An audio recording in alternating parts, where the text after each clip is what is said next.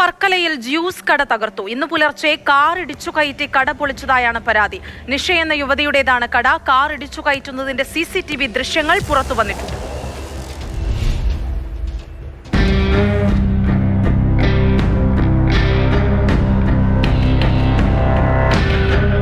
വർക്കല മേൽവിട്ടൂരിനു സമീപം വെട്ടൂർ സ്വദേശിയായ നിഷ 1 വർഷം മുൻപാണ് പിതാവ് നടത്തിവന്നിരുന്ന കട ഏറ്റെടുത്തത്.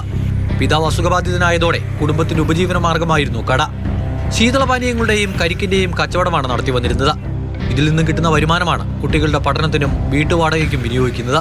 1 വർഷമായിരുന്നു നിർത്തിയിട്ട്. ഞാൻ ഇപ്പോൾ വീണ്ടും 1 മാസം ആവാറായതുള്ള തുടങ്ങിയിട്ട്. മക്കളെയും കൊണ്ടാണ് ഞാൻ ഇവിടെ ഇരിക്കുന്നത്. ഇതിൽ കൂടി മക്കളും ഉണ്ട് ഇതിനകത്ത് ചെയ്യുന്നത്. പിന്നെ വെളുപ്പിന് ഇത്രയും സാധനങ്ങളാവുമ്പോൾ നഷ്ടപ്പെട്ടിട്ടാണ് പോയത്. ടാർപോളിൻ കൊണ്ട് നിർമ്മിച്ച ഈ വഴിയോരക്കടയാണ് അജ്ഞാത വാഹനം ഇടിച്ചു തകർത്തത്. കടയ്ക്കുള്ളിലുണ്ടായിരുന്ന ഫ്രിഡ്ജ്, കസേര, മറ്റു സാധനങ്ങളെല്ലാം തകർത്ത നിലയിലാണ്. സമീപത്തെ വീടിന്റെ മതിലും തകർന്നു.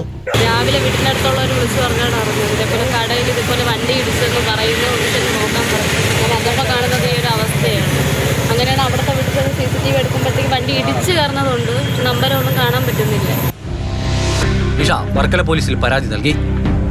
കട തകർക്കുന്നതിന്റെ CCTV ദൃശ്യം സമീപത്തെ വീട്ടിൽ നിന്നുമാണ് ലഭിച്ചത്.